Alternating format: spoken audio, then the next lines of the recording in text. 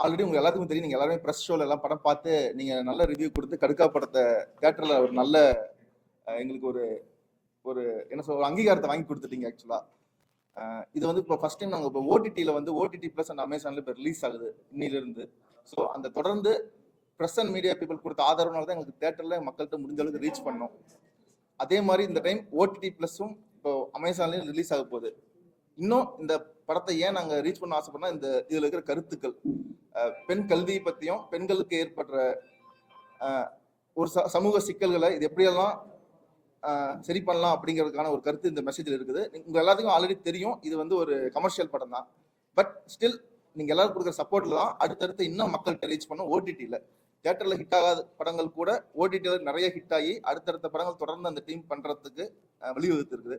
So உங்கள் சப்போர்ட்டை கொடுக்கறதுக்காக சுப்பிரமணிய சிவானந்திலிருந்து அஜயன் பாலு சார்லேருந்து ஜிபிஎஸ் எல்லாருமே வந்திருக்காங்க. ஒவ்வொருத்தராக தனித்தனியாக பேசுவாங்க. ஒரு போஸ்டரும் எனக்கு அதனால புதுசாக ரிலீஸ் பண்ண போகிறோம்.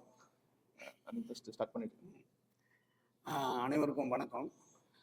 எனக்கு வந்து ஒரு 2 வருஷத்துக்கு முன்னாடி விஜய் கௌரிஷும் நம்ம முருகராசும் வந்து ஒரு ஸ்கிரிப்டே என்கிட்ட கொடுத்து படிக்க சொன்னாங்க.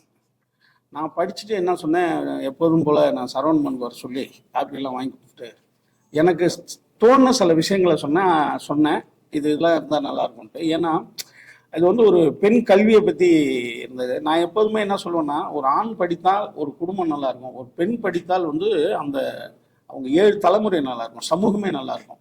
அதனால் பெண் கல்வி என்பது சமுதாயத்திற்கு ஒரு மாபெரும் மறுமலர்ச்சி ஏற்படுத்துகிற ஒரு விஷயம். அதை வந்து இவங்க அதில் சொல்லியிருந்தாங்க. அடுத்தது இவங்கள்ட்ட திட்டமிடல் இருந்தது. எப்போதுமே என்னன்னு கேட்டிங்கன்னா, ஒரு தொழில் வந்து ஏன் வந்து ஒரு தொழில் முடக்குறதுன்னா, திட்டமிடாதால நிறையா செலவாகிறதால அவங்க ரிட்டர்ன் எடுக்க முடியாது. அப்போ வந்து ஒரு தொழில் வந்து கரெக்டாக இருக்கணும்னா, இப்பயே பார்த்தீங்கன்னா நிறைய வந்து சின்ன படங்கள் எடுக்கிறாங்க. அவங்க கிராஃப்ட்லே இல்லை, ஒரு கிராஃப்டே தெரியாமல் வந்து எடுக்கிறாங்க. அதுக்கு ஒரு ப்ரொடியூசர் இருக்காங்க, அதுக்கு வந்து ஒரு டைரக்டரு, ஒரு ஹீரோன்னு பண்ணி கிராஃபே இல்லாமல் நீங்கள் பார்த்தீங்கன்னா ஒரு 200-300 படம் ரிலீஸ் ஆகாமே இருக்கும். அல்லது வாரத்துக்கு ஒரு வெள்ளிக்கிழமை ஒரு 10 படம் ரிலீஸ் ஆகுதுன்னு வச்சுங்களேன். அதில் ஒரு 5 படம் 6 படம் சின்ன படம்வாங்க. ஆனால் ப்ரெஸ் பேப்பர் உங்களுக்கே தெரியும், அது கிராஃப்ட்லேயே இருக்காது. ரொம்ப நம்மளுக்கு வருத்தமாக இருக்கும். ஏன்னா இந்த பணத்தை போட்டு இப்படி வெற்றி தொகையை விடுங்க, ஆனால் இவன் வந்து சரியாக எடுத்திருக்கான் இதை அப்படின்றது கூட இருக்காத. ரொம்ப நம்மளுக்கு சங்கடமாக இருக்கும். அதை வேற நம்மள்ட்ட போட்டு காமிச்சிட்டு வேற அந்த இதை போஸ்ட் ரிலீஸ் பண்றதுக்கு யாராவது இருக்காங்களா சார் அப்படின்வாங்க. ரொம்ப நம்மளுக்கு சங்கடமா இருக்கும். அப்ப எடுக்கிறதுக்கு முன்னாடியே இதை வந்து திட்டமிடலோட கரெக்டா பண்ணணும். அதுல வந்து கடுக்கா வந்து எனக்கு ரொம்ப திட்டமிடலோட இருந்தது.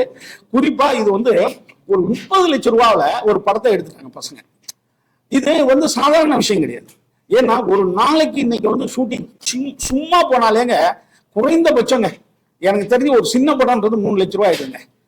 ஒரு நாளைக்கு 3 லட்சம் ரூபாய் இல்லாமல் நீங்க ஷூட்டிங்க சின்ன படம் பண்ண முடியாது. அப்போ வந்து இவங்க என்ன பண்ணிட்டாங்கன்னா, ஒரு 50,000 ரூபாய்க்குள்ள ஒரு யூனிட்லாம் ரொம்ப கம்மி பண்ணி ரொம்ப திட்டமிடலோட பண்ணியிருக்கிறதுனால இந்த பசங்களை ரொம்ப நம்ம பாராட்டணும். அது ரொம்ப முக்கியமான ஒரு விஷயம் இந்த படம் வெற்றி அடைந்ததுக்கு. அடுத்தது இன்னைக்கு இருக்கிற சினிமா சூழ்நிலை என்னன்னு கேட்டீங்கன்னா, முன்னாடிலாம் ஒரு பூஜை போட்டா டிஸ்ட்ரிபியூட்டர் பணம் தருவாரு, அதை வச்சு ஒரு 50% வந்துடும் அதுலேயே. அப்புறம் அந்த 50% படத்தை எடுத்துருவாங்க. அதுக்கு பிறகு பாதி படம் முடிஞ்சிருச்சுன்னு சொல்லிட்டு திரும்பி கொஞ்சம் ஃபைனான்ஸ் கிட்ட வாங்கி படத்தை முடிப்பாங்க. முன்னாடி இருந்தது. அப்புறம் என்ன ஆச்சுன்னா, அதாவது டிவியில வந்து ஒரு அமௌண்ட் போகும். ஃபர்ஸ்ட் படம் பூஜை போட்ட உடனே போயிட்டு டிவிக்கு வந்து ரைட்ஸ் விற்கிறது அது இருந்தது. இப்ப டிவியும் அந்த ரைட்ஸ் எல்லாம் இப்ப இல்லாம இருக்கு.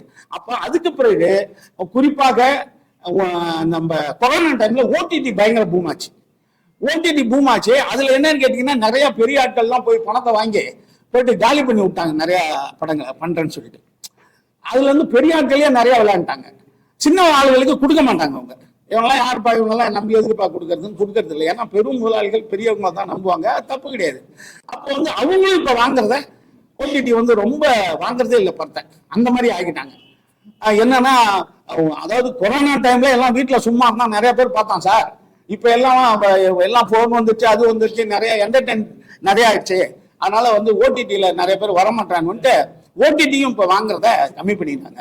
அப்ப ஏன் கம்மி பண்ணிட்டாங்கன்னா என்ன அர்த்தம்னா, இவங்க பெரிய விலை சொல்றாங்க. அப்ப பெரிய பெரிய ஹீரோ படங்களே நிக்குது, வாங்காம இருக்கு. அது உங்களுக்கே சில படங்கள் தெரியும். ஆனா இந்த பசங்க என்ன பண்ணிட்டாங்க, இவன் முருகராசன் இருக்காப்ல டைரக்டர், அவரு இவங்கெல்லாம் சேர்ந்து ஒரு 30 லட்சம் ரூபாய் படம் பண்ணிட்டாங்க. எப்போதுமே என்னன்னா, புதிய அலைகள்னு 1960 புதிய அலைகள்னு ஒன்று பிரெஞ்சு சினிமா வந்தது. ஹாலிவுட் சினிமாவே வந்து 60ல வந்து கலாமலான்னு படம் எடுத்துக்கிட்டு இருக்கும்போது இரண்டாவது இப்படி கண்ணாமலான்னு படம் எடுக்கிறான்னு சொல்லிட்டு பிரெஞ்சுல வந்து துர்ஃபோ அப்படின்னு மிகச்சிறந்த பத்திரிகையாளர் அவர்லாம் வந்து என்னன்னா ஹிச்காக்கே வந்து பயங்கரமா இன்டர்வியூ எடுப்பார். கண்ணாமலான்னு இன்டர்வியூ எடுப்பான் துர்ஃபோ, கலந்து விடலாம் எல்லா டயட்டையும். அவன் வந்து என்னன்னு சொன்னா அவனை என்ன சொல்லிட்டாங்கன்னா எல்லா சினிமாக்காரங்களும் டே எல்லா சினிமாவும் கிளின்னு கிளிக்கிற நீ ஒரு சினிமா எடுத்து கட்டுறான் அப்படின்னு ஒன்னு அவன் 400 ஃபிளாப் ஒரு படம் எடுத்தான். எக்ஸ்ட்ராடினரியா படம், இன்னைக்கு கூட பாருங்க அந்த படம். அந்த மாதிரி ஒரு மாற்று சினிமாவை எடுக்க முடியாது. அதுக்கு பிறகு பிரெஞ்சுல புதிய அலைகள்னு வந்து சிறந்த டைரக்டர்லாம் வந்தாங்க. அது காரணம் திட்டமிடல். சின்ன காசுல மிகச்சிறந்த விஷயத்தை சினிமாவில் பதிவு பண்றது. அப்படி ஒரு பதிவு பண்ணியிருக்காங்க இப்ப முருகதாஸ் எல்லாமே. இது ஒரு நல்ல தொடக்கம். இந்த மாதிரி படங்கள் நிறைய வரும்போது ஓடிடியும் வாங்குவாங்க, படம் போட்ட படமும் திரும்பி வந்துடும். அதனால இந்த பசங்களை நம்ம பாராட்டுவோம். அதுக்கு தான் வந்திருக்கேன். இங்க இவங்களை பாராட்டி நல்லா அழகா பேசுறதுக்கு நிறைய பேர் வந்திருக்காங்க. எல்லாத்துக்கும் என்னுடைய நன்றி, வணக்கம். இதை இன்னும் எப்படி நீங்க சப்போர்ட் பண்ணணுமோ பண்ணுங்க. குறைகள் இருக்கும், சில குறைகள், அது ஏன்னா எல்லாரும் உள்ளதுதான். அதை மீறி அதுல ஒரு சிலதா இருக்கிற ஓட்டல்ல சொல்லுவாங்கல்ல, குறைகள் இருந்தால் எங்களையும் சொல்லுங்கள், நிறைகள் இருந்தால் வெளியில் சொல்லுங்கள் மாதிரி நீங்க நிறைகளை சொல்லுங்க, குறைகளையும் சுட்டி காட்டுங்க. அடுத்த படங்கள் படைப்புகள் அவங்க மாறிக்குவாங்க. நன்றி, வணக்கம். போஸ்டர் லிஸ்ட் பண்ணிக்கலாம்.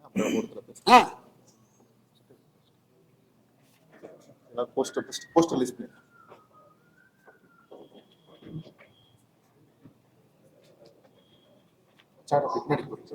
டைரக்டர் அப்பா தம்பி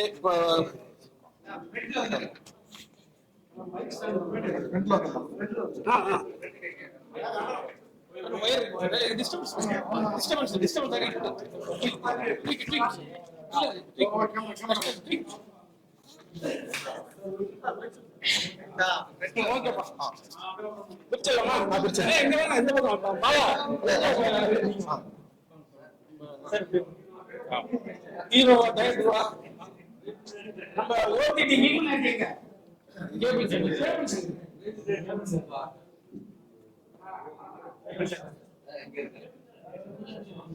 தம்பி வா. நமக்கு தெரிஞ்ச ஓடிடி ஓனர் எந்த உலகத்துல இருக்காங்கன்னு தெரியாது. நமக்கு தெரிஞ்ச ஓடிடி ஒரே ஓனரே நம்ம எதற்கு நம்ம ஃபேமஸ் நன்றி பாருங்க. எந்த ஓடிடி ஓனர் யாரா நம்ம பாத்துக்கணுமா? நம்ம ஓடிடி ஓனர்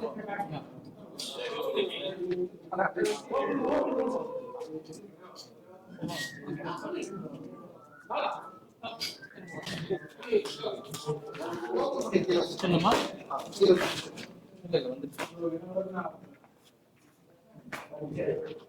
அப்படி பின்னாடி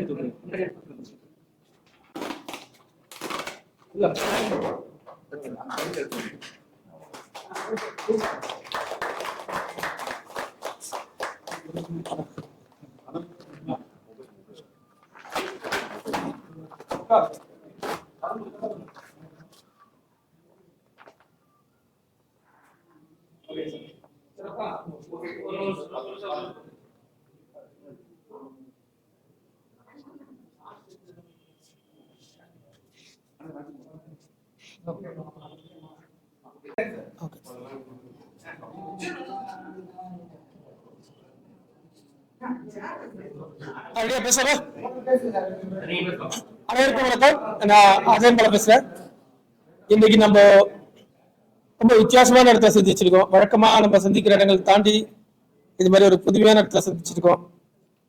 இன்னைக்கு நம்ம வெளியிட்டு இந்த கடுக்காத்த படம் ஏற்கனவே ஒரு வருஷத்துக்கு முன்னாடி வந்து தியேட்டர்ல ரிலீஸ் ஆச்சு.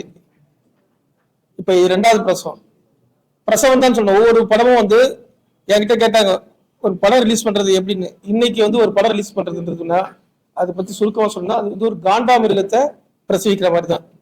ஏன்னா ஒரு காண்டாமிருகத்தை பிரசவிக்கும் போது எவ்வளவு வலி, எவ்வளவு வேதனை இருக்கும் ஒரு மனுஷனுக்கு, அதுக்கு ஈக்குவலான வலி வந்து ஒரு திரைப்படத்தை வெளியிடல இருக்கு அப்படிங்கிறத நான் வந்து என்னுடைய திரைப்பட வெளியீட்டின் போது உணர்ந்தேன். நாங்களும் எல்லாரும் நினைச்சேன், எல்லாரும் சொல்லுவாங்க படம் எடுக்கிறது ஈஸி, ரிலீஸ் பண்றது கஷ்டம்னு சொல்லுவாங்க. சமீபம் அது பார்த்த எல்லாருமே சொல்லுவாங்க. அதனால அது பெரிய விஷயம் இல்லை, படம் எடுக்கிறது தான் ரொம்ப கஷ்டம். ஏன்னா நிறைய பேரை சமாளிக்கணும், வந்து முதல்ல தயாரிப்பாளரை சமாளிக்கணும், ஹீரோவை சமாளிக்கணும், முதல்ல அத்தனை ஒரு யூனிட்டையும் நம்ம சமாளிச்சு அவங்க எல்லாருக்கும் நம்ம கருத்தை புரிய வச்சு வெளியே கொண்டு வர்றதுதான் பெரிய கஷ்டம் நினைச்சேன். அதனால வந்து எனக்கு வெளியிடுறது பெரிய விஷயம் இல்லையா, அதை விட பெரிய கஷ்டம் ஒன்று இருக்கப்படுறது இல்லைன்னு நினைச்சேன். ஆனா வந்து என்னுடைய படம் வெளியிடும் போது நினைச்சேன், அப்பதான் தெரிய வந்தது எனக்கு இருக்கிறதுலே பெரிய கஷ்டம் வந்து படத்தை வெளியிடுறது தான். அதுதான் மிகப்பெரிய வந்து சவாலா இருந்தது. அது என்ன, நமக்கு படம் ரிலீஸ் அப்போ படம் உருவாக்கும் போது இருக்கக்கூடிய பிரச்சனைகள் என்னன்னு கண்ணுக்கு தெரியும். யார் ஆளுன்னு தெரியும், நம்ம யாரோட சண்டை போடுறோன்னு தெரியும். ஆனா ஒரு படம் வெளியே வர போகுது நமக்கு யார் யாரோட சண்டை போடுறது நமக்கு தெரியவே தெரியாது. எங்க இருந்து பிரச்சனை வருதுன்னு தெரியவே தெரியாது. எந்த ரூபத்துல வருதுன்னு தெரியாது. உண்மையிலே நீங்க ஒருத்தர்கிட்ட போய் கேட்டீங்கன்னா ஒரு திகிலூட்டும் கதையை விட பயங்கரமான கதைகள்லாம் ஒரு ரிலீஸ்ல இருக்கு. ரொம்ப ஒரு ஒரு நண்பர் கிட்ட அவர் சொல்ற கதை ரொம்ப ரொம்ப ஆச்சரியமா இருக்கு. ஒண்ணுமே இல்லாம நான் ஒரு படம் வாங்கிக்கிறேன், உங்க படம் வாங்கிக்கிறேன் அஷ்யூர் கொடுத்துட்டு அதை நம்பி நம்ம யார்கிட்டையும் நம்ம கவலைப்படாம இருந்துட்டு கடைசி நேரத்துல அந்த யார் அஷ்யூர் பண்ணாங்களோ அட்வான்ஸ் கொடுத்து அவங்களே அடிமாட்டு விலைக்கு பேசி அதுலயும் வாங்காம நம்ம தவிக்க விட்டு போகக்கூடிய அவலம் இருக்குல்ல, அது மாதிரி ஒரு அவலம் இன்னைக்கு ஒவ்வொரு தயாரிப்பாளரும் அந்த பிரச்சனை சந்திச்சுட்டே இருக்கு. அங்க எதிரிகள் யாருமே தெரியல. அந்த அளவுக்கு இன்றைக்கு ஒரு படம் வெளிவிடுறதுங்கிறது கிட்டத்தட்ட காண்டாமிருகத்தை பார்க்கிற மாதிரி அவ்வளவு வலியும் வேதனையும். அது எவ்வளவு தயாரிப்பாளருக்கு வலி இருக்கோ அதே வழி ஈக்குவலான வழி ஒரு டைரக்டருக்கு இருக்கும். அப்படிப்பட்ட இரண்டாவது பிரசவமா இன்னைக்கு கடுக்கா ரிலீஸ் ஆகுது. இந்த படம் ஒரு முருகதாசு தம்பி ரொம்ப அருமையான தம்பி. இவரை எனக்கு படம் ரிலீஸ் அப்போ எனக்கு விஜய் கௌரிஷ் தான் எனக்கு பழக்கம். அவர் தான் படம் ரிலீஸுக்கு நீங்க கண்டிப்பா அவசியம் படம் பார்க்கணும் என்கிட்ட என்ன நேரம் சந்திச்சு அப்போ ரிக்வஸ்ட் பண்ணாரு. ரொம்ப சின்ன பையனா இருக்காரு. ஒரு கதாநாயகன் படத்துல மட்டும் எடுக்கிறது இல்லாம படத்தை ரிலீஸ் பண்றதுக்கு அவ்வளவு மெனக்கட்டுறாரு. அப்படி ஒவ்வொருத்தரையும் சந்திச்சு அவ்வளவு இது நிச்சயம் கண்டிப்பா ஒரு நாள் நிச்சயம் வருவாரு அப்படின்ற ஒரு நம்பிக்கை எனக்கு ஏற்படுத்தினார். சில நாட்களுக்கு முன்னாடி ஒரு இயக்குனர் இப்பதான் நான் சந்திச்சேன், படம் ரிலீஸ் அப்போ சந்திக்க முடியல. அவர் என்ன வேற விஷயம் சந்திச்சிருக்காரு. அவர் என்னுடைய சிறுகதை ஒண்ணு படிச்சுட்டு அடுத்த படத்துக்கு நான் அந்த காலச்சோட அப்போ அடுத்த அப்பதான் எனக்கு பழக்கம். எந்த அனுபவம் இல்லை. இயக்குனர்கிட்டையும் ஒர்க் பண்ண 15 வருஷம் பல்வேறு வேலைகளை செஞ்சுட்டு ரொம்ப குறைந்த பட்ஜெட்ல மனுஷன் ஒரு நல்ல எடுத்து ஒரு கொண்டு வந்திருக்காரு. இன்னைக்கு வரப்போற நீங்க எல்லாரும்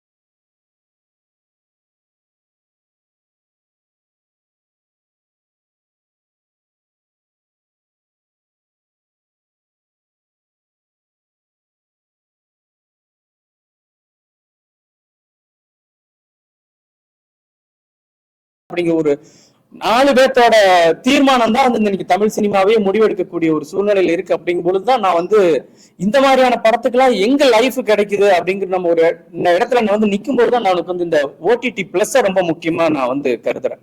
இந்த கடுக்கா மாதிரியான உயிரை கொடுத்து எந்த விதமான அனுபவம் இல்லைன்னா கூட ஒரு ஒரு ஒரு படத்தை ஒரு வாழ்வியல சொல்லிடணும்னு நினைக்கிறோம்ல. இன்டர்நேஷனல் படங்கள்லாம் அப்படிதான் வந்துச்சு. நான் வாழ்ந்த வாழ்க்கையை நான் பதிவு பண்றது என்னோட கடமைன்னு ஒவ்வொரு படைப்பாளையும் வெளியில வந்தான். அவன் ஒரு தாரக மந்திர மாதிரி ஒரு கோட் வேர்ட் சொல்றான். நீங்க ஃபெஸ்டிவலுக்கு எல்லாம் போனா, கேன்ஸ் மாதிரியான ஃபெஸ்டிவலுக்கு எல்லாம் போனா மோர் ரூட்டட் மோர் இன்டர்நேஷனல்ங்கிறான். நீங்க வழக்கமான கமர்ஷியல் படத்தை எடுக்கிறத தாண்டிட்டு என் வாழ்க்கையில நான் பாக்குற கதை இருக்குல்ல, அது யாருக்குமே தெரியாத கதை. இந்த டிஸ்கஷன் ரூம்ல எல்லாம் உட்காந்து நம்ம எழுதவே முடியாத கதை ஒண்ணு இருக்கும்ல, நான் பார்த்த கதை இருக்கும்ல, அதை கொண்டுகிட்டு வாங்கன்னு அவன் சொல்றான். அப்படி எடுக்கப்பட்ட படம் ஒண்ணு வந்திருக்கு அப்படின்னா அதுக்கு உண்மையிலே நான் இப்ப வரும்போது நான் சொன்னேன், இந்த ஓடிடி நிறுவனங்கள் இருக்குல்ல, அதெல்லாம் எங்கேயும் ஒரு மாய லோகத்துலதான் இருக்கு. சாதாரண ஒரு தயாரிப்பாளரோ இயக்குனரோ ஒரு ஆர்டிஸ்டோ ஒரு ப்ரொடக்ஷன் கம்பெனியோ போய் அவங்களை அணுகவே முடியாது. மெயில் அனுப்புவாங்க, மெயில் அந்த மெயில பார்ப்பாங்களா இல்லையான்னு கூட நமக்கு தெரியாது. அந்த 4 கம்பெனியும் எங்க இருக்குதுன்னே கண்டுபிடிக்க முடியாது. இந்த மாதிரி சாதாரண தயாரிப்பாளர்கள் அதுக்கு ஒரு லாபி பண்ணும், அதுக்கு பாம்பே வரைக்கும் போற கனெக்ஷன் இருக்கணும், கான்டாக்ட் இருக்கணும், அதுக்கு வந்து நீங்க எங்கெல்லாம் கமிஷன் கொடுக்கணும்னு தெரிஞ்சிருக்கணும். சினிமாவை தாண்டி வேற ஒரு பிசினஸ் தெரிஞ்சவங்க மட்டும்தான் அந்த 4 கதவுகள் எங்க இருக்குதுன்னே கண்டுபிடிக்க முடியும். அந்த கதவை உடைக்கிறதுக்கான சக்தி அது மிகப்பெரிய ஆயுதமா இருக்கும், அது மிகப்பெரிய லாபியா இருக்கும். அப்போ இந்த மாதிரி எங்கேயோ ஒரு நல்ல படத்தை எடுத்துட்டு வந்துட்டா அப்படின்னு சொன்னா இந்த சல்லியர்களுக்கு அதுதான் நடந்துச்சு. எனக்கு தியேட்டர் கிடைக்கல ஒருத்தர் ஒரு அபய குரல் எழுப்பும் போது உடனடியா ஒருத்தர் வந்து என் கதவை திறந்து இதுல நீங்க வந்து போடுங்க அப்படின்னு சொல்றதுக்கு ஒருத்தர் இருக்காருன்னா அந்த இடத்துல தயவு செஞ்சு நம்ம கேபிள் சங்கர் வந்து நம்ம இதை பாராட்டி ஆகணும். அவருக்கு ஒரு நம்ம முடிஞ்ச ஒரு கைத்தட்டல் நம்ம கொடுத்தே ஆகும். ஏன்னா கண்ணுல பாக்குற சார் சொன்ன மாதிரி கண்ணுல பாக்குற ஒரு ஓடிடி நிறுவனம்னா இதுதான். மத்த எல்லாம் காத்துல எங்கேயோ ஒரு ஏதோ ஒரு ப்ரோக்ராமா தான் இருக்க ஒழிய நீங்க வந்து கண்ணுல பாக்கலாம் சார், நல்ல படம் சார், கொஞ்சம் போய் ரெக்வஸ்ட் பண்ணலாம், ஆமாங்க நல்ல படம், இந்த படம் இல்லாம போயிருமே அப்படிங்கிற ஒரு பரிதவிப்பான ஒரு நல்ல படங்களை தூக்கி விடக்கூடிய ஏதோ ஒரு வியாபாரி கிடையாது அவரு. அவர் ஒரு இயக்குனர், படைப்பாளி. நல்ல படம் எங்க வந்தாலும் அது கை கொடுக்கும்னு கூட போய் நிப்பாரு. எங்க இருந்தாலும் ஒரு நல்ல படம் கூப்பிட்டு ஓடி போய் அடுத்த நிமிஷம் நிக்கக்கூடிய ஒரு படைப்பாளி ஒரு நிறுவனம் வச்சிருக்காரு. அப்படிங்கும் பொழுது அந்த நிறுவனத்தை ஏன் நம்ம முன்னணி ஒரு நிறுவனமா கொண்டு வந்தா இவங்க கிட்ட நம்ம போய் கெஞ்ச வேண்டிய தேவையே இருக்காது. எல்லாரும் நிக்கிற கேபிள் சங்க நம்ம கேபிள் சங்கரோட ஓடிடி தானே, அதுக்கு வந்து இவ்வளவுதான ரேட் அப்படிங்கிற ஒரு சின்ன ஒரு மதிப்பீடு வந்து நம்ம குறைச்சு மதிப்பிட்டுறாம இந்த மாதிரியான ஒரு நல்ல படங்கள் எங்க வந்து ரீச் ஆகாம தடுமாறுதோ அந்த இடத்துல வந்து கை கொடுக்குறாரு அப்படிங்கிற ஒரு கருணையோட ஒரு அதை பார்த்து அந்த ஓடிடி அந்த ஒரு முன்னணி 4-5 ஓடிடிக்குள்ள ஒரு ஓடிடியா நம்ம கொண்டாந்து நிறுத்த வேண்டியது ஒவ்வொரு படைப்பாளி, ஒவ்வொரு இயக்குனரோட, ஒவ்வொரு பத்திரிகையாளர்களோட கடமையாவும் நான் நினைக்கிறேன். அதே மாதிரிதான் இந்த நல்ல படங்கள் எடுக்கிறவங்களுக்கு இந்த மாதிரியான ஒரு ஆதரவு கிடைக்கும் போது தொடர்ந்து இவர் அடுத்த படம் எடுப்பார். ஓகே, இது ஒரு சின்ன வருமானம் கிடைச்சிருச்சு, இந்த ஒரு ட்ரைலர் ஒரு டீசர் ஒரு அட்டென்ஷனை கிரியேட் பண்ணிருச்சு, எல்லாரும் இந்த ஓடிடியில பாக்குறாங்க அப்படிங்கும்போது அடுத்து அந்த படைப்பாளி வந்து உயிர்ப்போட அடுத்த கதையை நோக்கி நகர முடியும்.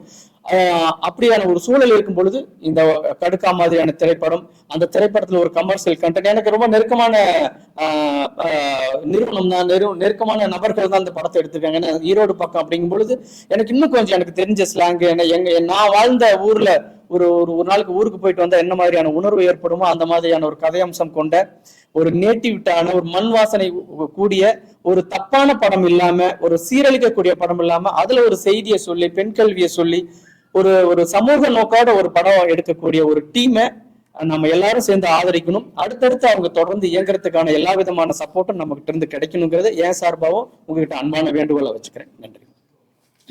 நன்றி, சிறப்பு. அடுத்தது ஆதார் படத்தினுடைய இயக்குனர் ராம்நாத். வா வா வா, இந்த கருத்தெல்லாம் எதிர்கால சமூகத்துக்கு. அடுத்து வெற்றிக்கிறேன்.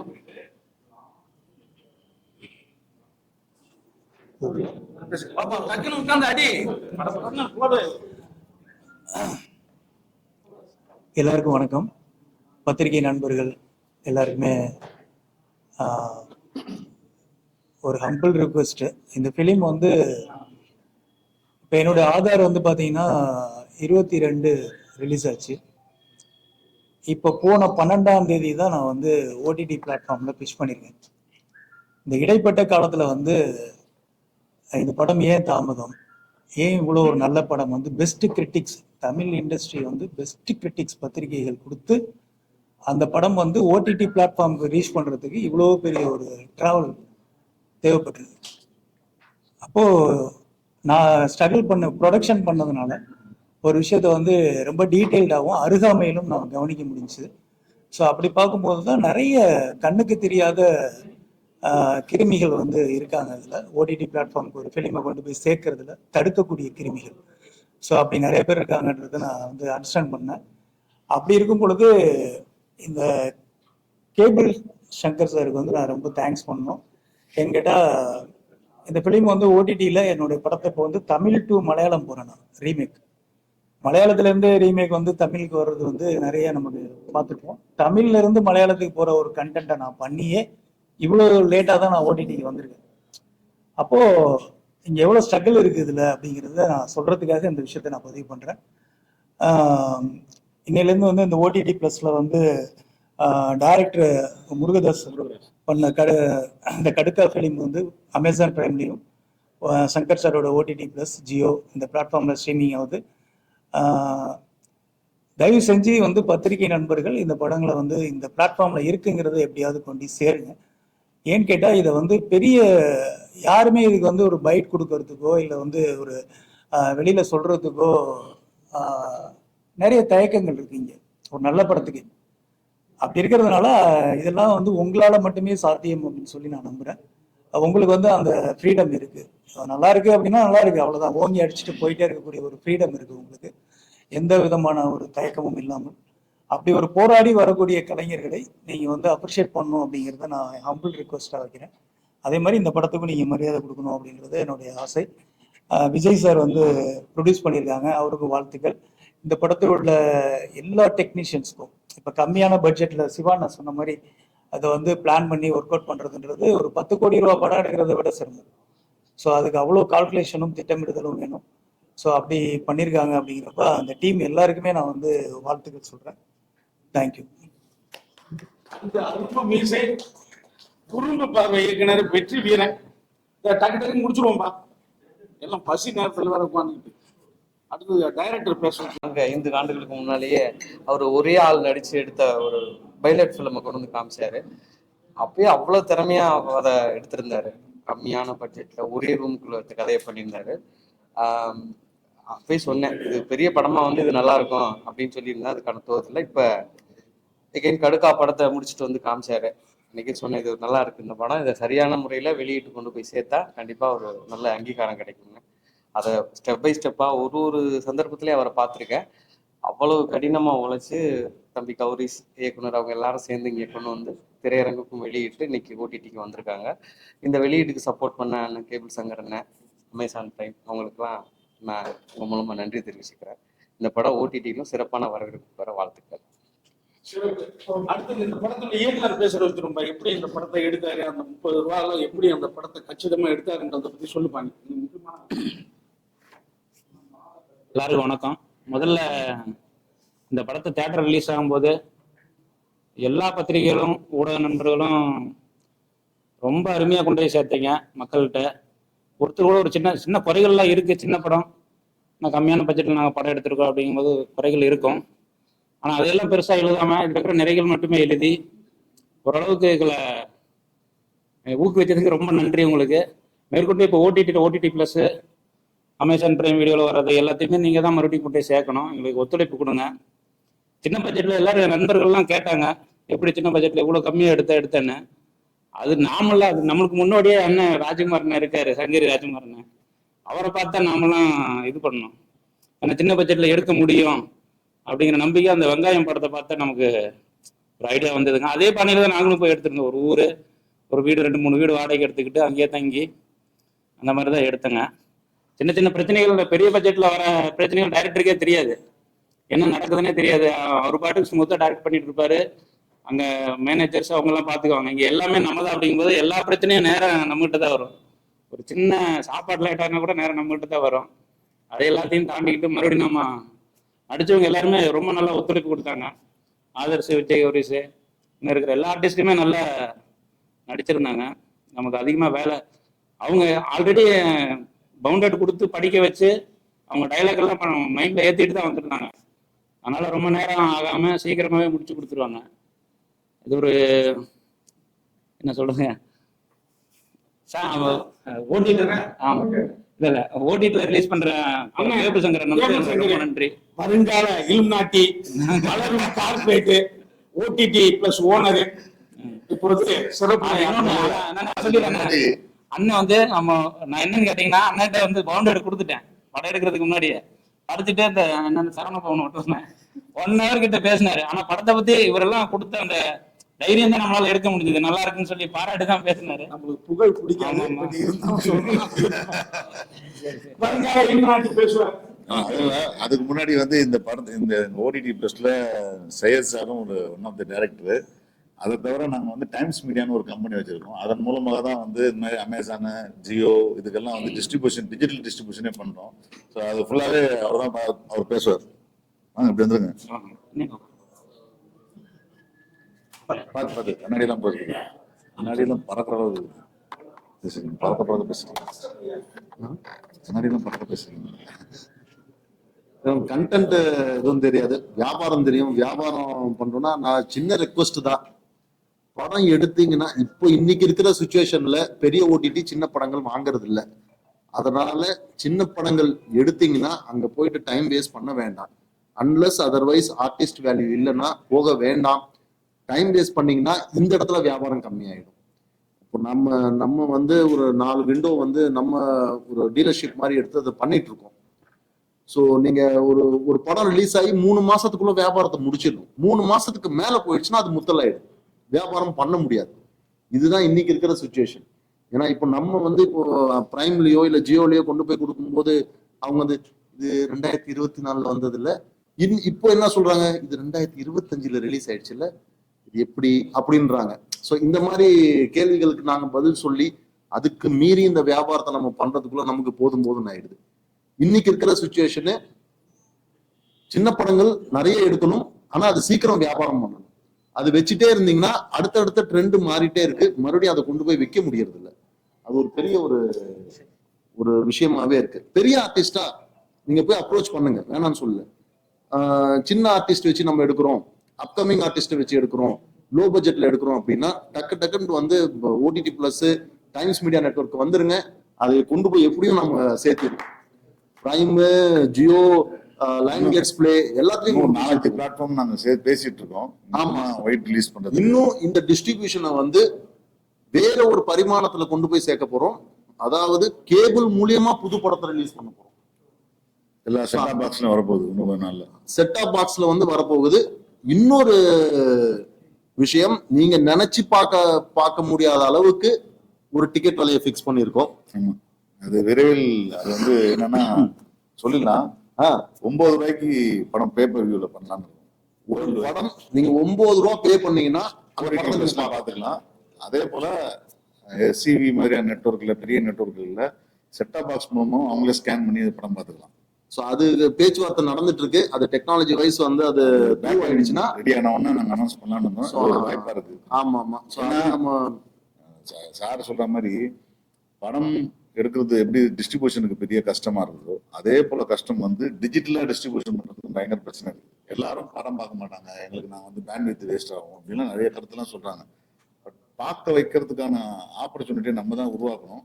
அந்த உருவாக்குற மேட்டரை வந்து நாங்கள் வந்து டிஜிட்டல் டிஸ்ட்ரிபியூஷன் கம்பெனியா ஒன்று ஃபார்ம் பண்ணி சாரோடைய எக்ஸ்பர்டைஸ்ல அதுக்கு வந்து மார்க்கெட்டிங்ல அதுல பெரிய கெத்தான எப்படி நான் வந்து உங்களுக்குலாம் வந்து நல்லா ஈஸியா படத்தை ஈஸியாக வாங்கி வந்து போறேன்னா, அது மாதிரி அவர் அந்த டிஸ்ட்ரிபியூஷன் ரொம்ப ஸ்ட்ராங்.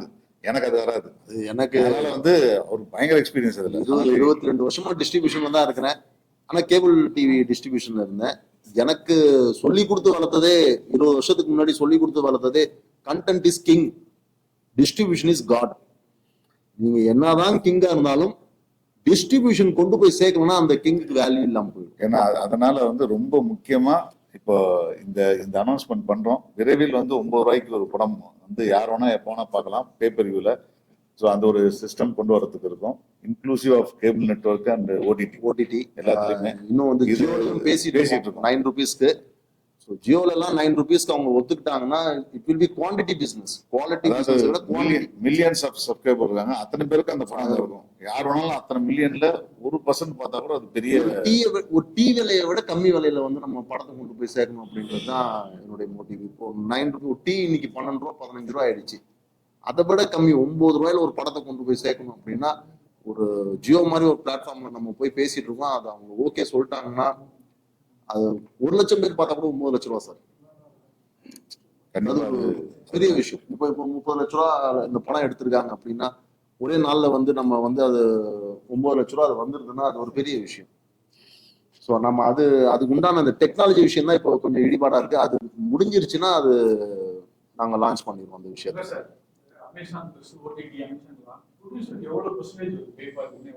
Depend sir. அது டிபெண்ட் சார். நான் தான் சொன்னேன், நான் 3 மாசத்துக்குள்ள தியேட்டர் ரிலீஸ் ஆகி 3 மாசத்துக்குள்ள நீங்க எடுத்துட்டு போனீங்கன்னா அமேசான் பிரைம் ஒரு வேலை தராங்க சார். அதான் சொன்னேன் எனக்கு.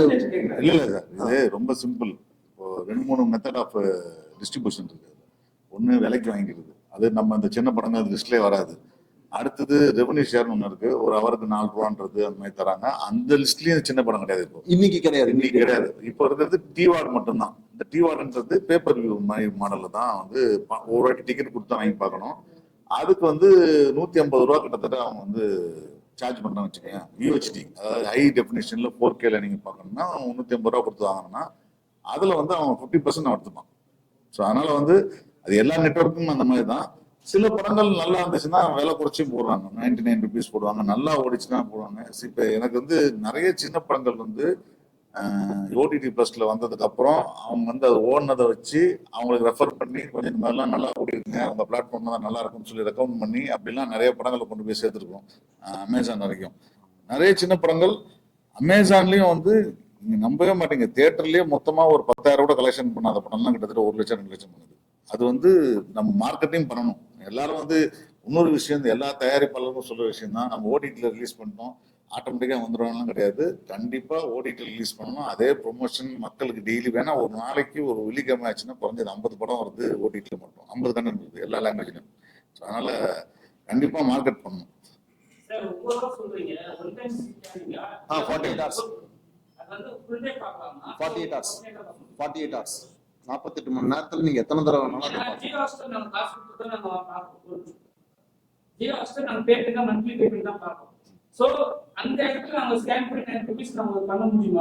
இல்ல ஜியோ ஹாட்ஸ்டார் இதுக்கு ஒத்துக்கல. இல்ல ஹாட்ஸ்டார்ல நாங்க பேசல சார். ஹாட்ஸ்டார் வேற ஜியோ வேற. ஆமா.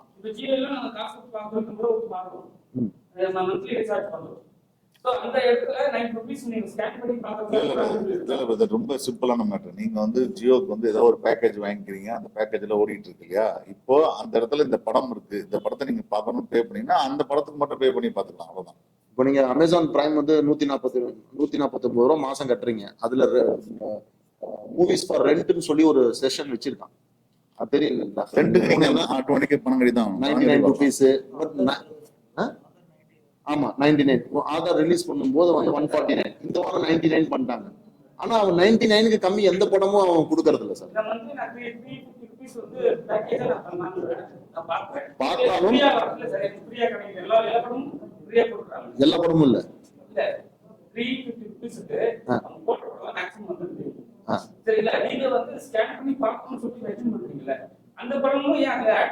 இல்ல சார், இதான் இப்போ நீங்க ஒரு கம்பெனி வச்சு பேசாது. நான் அதனாலதான் சொல்றேன் டிஜிட்டல் டிஸ்ட்ரிபியூஷன் கம்பெனின்னு சொல்றதுன்னா, ஓடிடி பிளஸ்ல அந்த படத்தை நீங்க வந்து ஒரு மாசத்துக்கு 29 ரூபா கட்டினா நீங்க எந்த படத்தை பார்த்துக்கலாம். இதுல ரிலீஸ் பண்றதுல எங்களுடைய கம்பெனி எல்லா சின்ன படத்துக்கும் ஏன் 29 ரூபா வச்சிருக்கன்றது காரணம் என்னன்னா, 29 ரூபா கொடுத்து ஆக்சஸ் பண்றதுக்கு ஈஸியா இருக்கணும், எல்லா சின்ன படத்தையும் பார்க்கணுன்றதுக்காக. இதே அமேசான்காரனுக்கு சின்ன படமும் பெரிய படமும் கிடையாது. அவனுக்குன்னு ஒரு ஸ்டாண்டர்ட் வச்சிருக்கான், அவனுக்குன்னு சில QC வச்சிருக்கான். ஸோ அவங்ககிட்ட போனீங்கன்னா அவன் ஸ்கேன் பண்ணி படம் பார்க்கறது தான் அவனுடைய சிஸ்டம்.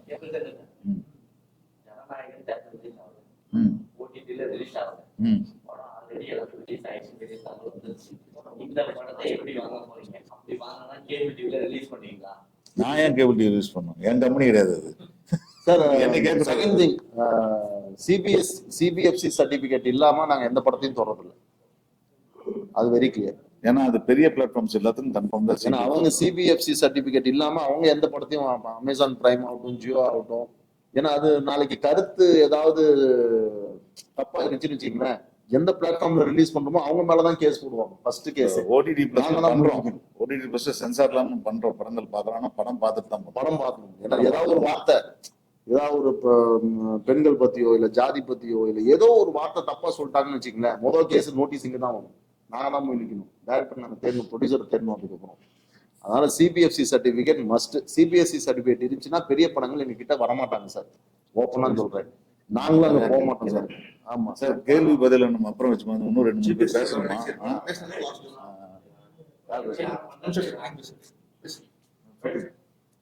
ப்ரொடியூசர் வந்து 100 ரூபாய் இன்வெஸ்ட் பண்றாருன்னா ஆல்மோஸ்ட் வந்து ஒரு 73-75% வந்துட்டு வெளியில இருக்கிறவங்க தான் சம்பாதிக்கிறாங்களே தவிர ஒரு 20-25% தான் வந்துட்டு ப்ரொடியூசர் கைக்கு வந்துட்டு இந்த அமௌண்ட் வருது. இன்னைக்கு வந்துட்டு சினிமா வந்துட்டு இந்த நிலைமையில இருக்கு.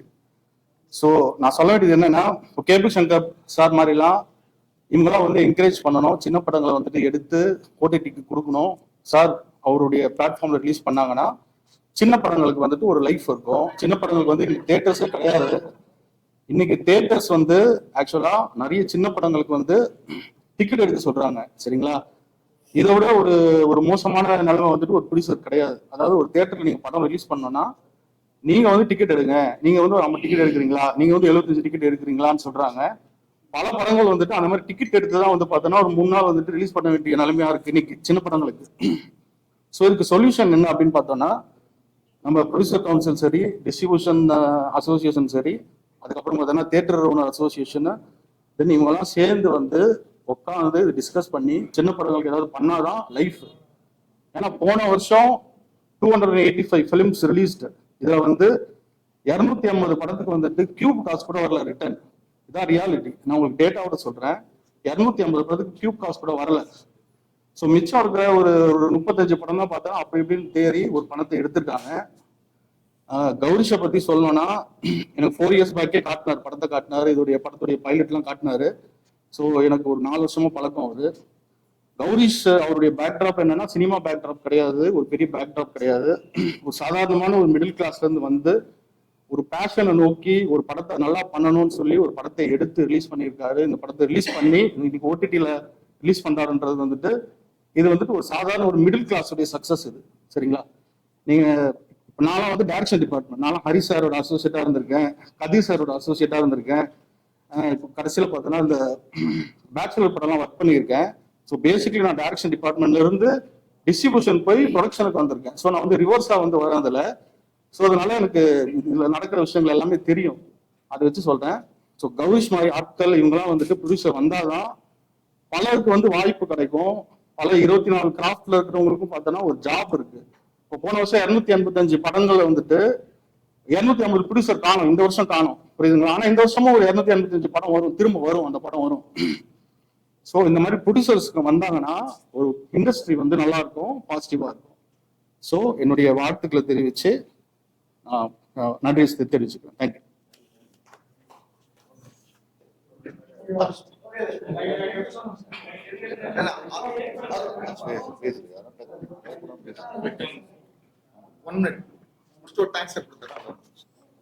ரொம்ப குயிக்கா ஷார்ட்டா முடிச்சிடுறேன்.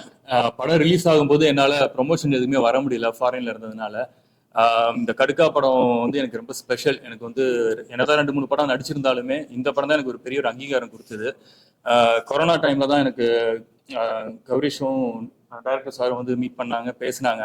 சரி, சின்ன படம், என்னால் முடிஞ்ச சப்போர்ட் பண்ணலாம்னு சொல்லிட்டு எங்கிட்ட இருக்கிற யூனிட் எல்லாமே கொஞ்சம் ஸ்பான்சர் பண்ணி இந்த படத்தை ஃபுல்லாக கம்ப்ளீட் பண்ணி முடித்தோம். ரொம்ப கஷ்டப்பட்டு தான் பண்ணோம். அதுக்கான ரிசல்ட் வந்து எனக்கு இப்போ தெரியுது. இந்த படம் வந்ததுக்கு அப்புறம் எனக்கு 2-3 படம் கிடைச்சிது. ஸோ தைரியமாக சின்ன படம் பண்ணுங்க, பண்ணுறதுக்கு நிறைய ப்ரொடியூசர்ஸ் வரணும். என்னால் முடிஞ்ச சப்போர்ட்டும் நான் பண்ணுவேன். ஸோ இந்த மாதிரி சின்ன சின்ன படங்கள் வந்து நல்லா ரீச் ஆனாதான் தமிழ் சினிமா நல்லா இருக்கும். ஸோ அதனால தேங்க்யூ. அண்ட் இந்த படம் ஓடிடியில் வர கேபி சங்கர் சாருக்கு ரொம்ப தேங்க்ஸ். ரிலீஸ் பண்ணி கொடுத்த தனஞ்சயன் சாருக்கு தேங்க்ஸ். என்னால் வந்து இதுதான் ஃபர்ஸ்ட் ப்ரொமோஷன் சொல்லிட்டு என்னால் அட்டன் பண்ண முடிஞ்சுது. ஸோ எல்லாருக்குமே தேங்க்ஸ். டைம் ஆச்சு, ஸோ எல்லாருக்கும் நேம் சொல்ல முடியல. ஸோ தேங்க்யூ வெரி மச் எல்லாருக்கும். அண்ட் இந்த ப்ரெஸ் எல்லாருக்குமே, வேணா ப்ரெசன்ட் மீடியா இல்லைன்னா என்னதான் நல்ல படம் எடுத்தாலும் அது ஆடியன்ஸ்க்கு கொண்டு போய் சேர்க்க முடியாது. ஸோ உங்கள் எல்லாருக்குமே ரொம்ப ரொம்ப தேங்க்ஸ். Thank you very much. ஆரம்பத்துல ரொம்ப சப்போர்ட் பண்ணி தேட்டர் ரிலீஸ் பண்ண தனஞ்சயன் சாருக்கு என்னோட முதல் நன்றியை தெரிவிச்சுக்கிறேன். ஆரம்பத்துல இருந்து எஸ்எஸ்சி சார், போஸ்டர் ரிலீஸ் பண்ண எல்லாருமே, ட்ரெய்லர் ரிலீஸ் பண்ண எல்லாருமே, நட்டி சாரா இருக்கலாம், வசந்த பாலன் சாரா இருக்கலாம், இன்னைக்கு வர முடியல, சுரேஷ் காமாட்சி சார் நாளைக்கு வர முடியல, எல்லாருமே நாளைக்கு போஸ்ட் போடுறாங்க. இந்த ஓடிடி பிளஸ்ல ரிலீஸ் பண்ண கேபிள் சாருக்கு என்னோட தேங்க்ஸ் சொல்லிக்கிறேன். ஒரே ஒரு கோரிக்கை மட்டும் செல்வமணி சாருக்கு நான் வச்சுக்கிறேன். ஏன்னா பெப்சி பொறுத்த வரைக்கும் எல்லாருமே ஒரே பேட்டா வச்சுக்கிட்டு சின்ன படங்களுக்கும் அதே பேட்டா தான், பெரிய படங்களுக்கும் அதே பேட்டா தான். கேமரா டேட்டாவோ இல்லை லைட் டேட்டா எதுவும் மாறுறதில்ல. ஆனா எங்களுக்கு சொல்ல போறது மட்டும் சின்ன படம் சொல்லிடுறாங்க. அது ஒண்ணு நீங்க எல்லாத்துக்கும் இது கம்மி பண்ணி கொடுத்தீங்கன்னா கூட எங்களுக்கு அது யூஸ்ஃபுல்லா இருக்கும். அது இல்லாம அது சின்ன படம் சொல்லும்போது அது எந்த யூஸ்ஃபுல் இல்லை. அப்ப நாங்க அது சின்ன படம்னு சொல்ல முடியாது. அப்ப நீங்க எங்களுக்கு எல்லாம் பெரிய படம்னு சொல்லுங்க. அதுதான் நான் வைக்கிற ஒரே கோரிக்கையே. ஸோ முடிஞ்ச அளவுக்கு ஓடிடியில மக்கள் கண்டிப்பா பாக்குறதுக்கு ஓடிடி பிளஸ் அமேசான் பிரைம் எல்லாம் பார்த்து சப்போர்ட் பண்ணுங்க. இந்த ஆரம்பத்துல இருந்து இதுக்கு சப்போர்ட் பண்ண எல்லா ப்ரொமோஷனல் பார்ட்னர்ஸ், சோஷியலாக்காக இருக்கலாம், கண்டென்ட் பேரக்டர்ஸ் எல்லாத்துக்கும் என்னோட நன்றியை தெரிவிச்சுக்கிறேன். என்னோட கோரிக்கையும் சொல்லிட்டேன். ஸோ முடிஞ்சா எனக்கு கவர்மெண்ட் தான் நிறைய கோரிக்கை வச்சிருந்தேன். அரசாங்க திரையரங்கம் வந்துச்சுன்னா ஒரு 50 அரசாங்க திரையரங்கம் வந்துச்சுன்னா ஸ்டாலின் சார்ல எப்பயும் சொல்லி வச்சிருந்தேன். நிறைய பிரஸ் மீட்ல பேசியிருந்தேன். ஆக்சுவலா ஒரு 50 ரூபா டிக்கெட்ல ஒரு கவர்மெண்ட் தியேட்டர்ஸ் கொண்டு வந்திருந்தாங்கன்னா பிரைவேட் தியேட்டர்ஸ்க்கு போக முடியாத ஆட்கள் கண்டிப்பா எல்லா மக்களும் போயிருப்பாங்க. கண்டிப்பா அது கவர்மெண்ட்டுக்கே பெரிய ஒரு வருஷத்துக்கு 1000 கோடி கொடுக்கும். அதை அவங்களால அது இன்ன வரைக்கும் பண்ண முடியல. நாங்களும் 5 வருஷமா எல்லா டீமும் பேசியிருக்கிறோம். ஆக்சுவலா கேரளால எல்லாம் இருக்குது கவர்மெண்ட் தியேட்டர்ஸ். இது அரசுக்கும் கோரிக்கை வைக்கிறேன். எலெக்ஷன் வருது. ஸோ எலெக்ஷன் டைம்ல பாருங்க, இப்ப நாங்கள் தலையில தான் குதிப்போம் அப்படிங்கிற மாதிரி தான் எலெக்ஷன் டைம்ல போய் படத்தை ஓடிடியில் ரிலீஸ் பண்றோம். ஸோ அது உங்களோட கையில தான் எல்லாமே இருக்குது. ஆக்சுவலா பார்க்க நீங்க எனக்கு சப்போர்ட் பண்ணுங்க. முருகதாசன் டைரக்டர் ரொம்ப நன்றி. என்னை ஃபர்ஸ்ட் படம் ஹீரோ அறிமுகப்படுத்தியிருக்காரு. அவருக்கு நான் நன்றி தெரிவிச்சுக்கிறேன். கார்த்திஸ்வரன் வரமுல்ல அஸ்திரம்பரம் டைரக்டர் வந்திருந்தாரு. அரவிந்த் ராஜுக்கு ரொம்ப நன்றி, ரொம்ப நன்றி. ஸோ இந்த படத்துக்கு சப்போர்ட் பண்ற எல்லாருமே ரொம்ப நன்றி தெரிவிச்சுக்கிறேன். என்னோட கோரிக்கையா முடிஞ்சா அடுத்த பிரஸ் மீட்ல செல்வமணி சாருக்கு நீங்க கண்டிப்பா கேளுங்க. ஏன்னா ஒரே பேட்டா தான் பெரிய படங்களுக்கு வச்சுக்கிறாங்க, சின்ன படத்துக்கு வச்சுக்கிறாங்க. பேட்டா மட்டும் மாறல, ஆனா எங்களுக்கு சின்ன படம் சொல்லி ஒதுக்குறாங்க. ஸோ அதனால நான் பெருசுனால சின்ன படம் பெரிய படம் சொல்றது நல்ல படமா கெட்ட படம் மக்கள் கடைசியா முடிவு பண்றது. எத்தனை கோடி பட்ஜெட்ல எடுத்தாலும் படம் நல்லா இருக்கா நல்லா இல்லையா அவ்வளவுதான். அவனுக்கு டெலிகிராம் அடுத்த நாள் ரிலீஸ் ஆச்சு அவனுக்கு ஒரு 700 MB தான். 500 கோடி போட்டு ஜனநாயகம் எடுத்தாலும் அது ஒரு 700 MB தான் அவனுக்கு. ஸோ நீங்க சப்போர்ட் பண்றதை பொறுத்து தான் எங்களை மாதிரி புதுசா வரவங்களுக்கு யூஸ்ஃபுல்லா இருக்கும். எங்களை பார்த்து அடுத்தடுத்து வரவங்களுக்கும் ஒரு நம்பிக்கையா இருக்கும். கவிதா படம் ரிலீஸ் பண்ண அப்பயே இந்த பட்ஜெட்ல படத்தை ரிலீஸ் பண்ணலாமா ஒவ்வொரு டீமும் இன்னும் போராடிட்டு இருக்காங்க. ஒவ்வொரு அசிஸ்டன்ட் டைரக்டர்ஸும் ஒவ்வொரு தெருவிலையும் அவங்களுக்கு ஹெல்ப்ஃபுல்லாகவும் இருக்கும், ஒரு முன்னுதாரணமாகவும் இருக்கும், ஒரு நம்பிக்கையாகவும் இருக்கும். ஸோ உங்க சப்போர்ட்டை கவிதா படத்துக்கு இன்னும் இந்த OTT கண்டிப்பா கொடுங்க. மக்கள்கிட்டையும் விரும்பி கேட்டுக்கிறேன். ஸோ ஹெல்ப் பண்ண எல்லாத்துக்கும் ரொம்ப நன்றி. வெயிட் பண்ண எல்லா பிரஸ் பீப்புளுக்கும் ஆனந்தன் பிஆர்ஓ அவருக்கு ரொம்ப நன்றியை தெரிவிச்சுக்கிறேன். Thank you so much.